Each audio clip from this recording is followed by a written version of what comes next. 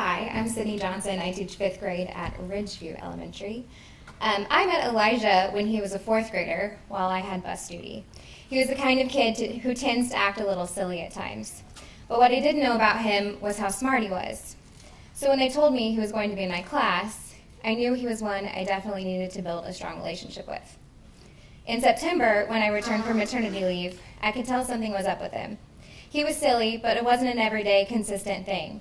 Some days were worse than others. On one of our bad days, I pulled him to the hallway and told him how much I cared about him, and that I could tell something was up. It was then that he told me his dad had cancer, and I could see in his eyes just how upset he was about it. At this point, the silliness made sense.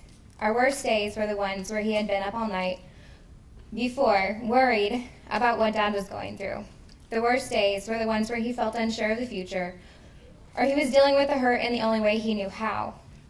I told Elijah that my mom is a cancer survivor herself, so I could relate, and how hard it was to process for me in my 20s, and how I couldn't even imagine to begin to imagine coping with that fear at 10 years old. I told him I would be there for him through this, and it was going to be okay. The thing about Elijah, though, is that even on his silliest days, he still gets all of his work done. He works so diligently on things that he even finishes assignments faster than his peers do.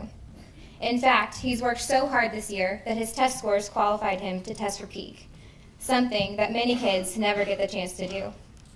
Every day he walks into my classroom, he overcomes the worry he has inside, and that is why he is so deserving of the Courage Award.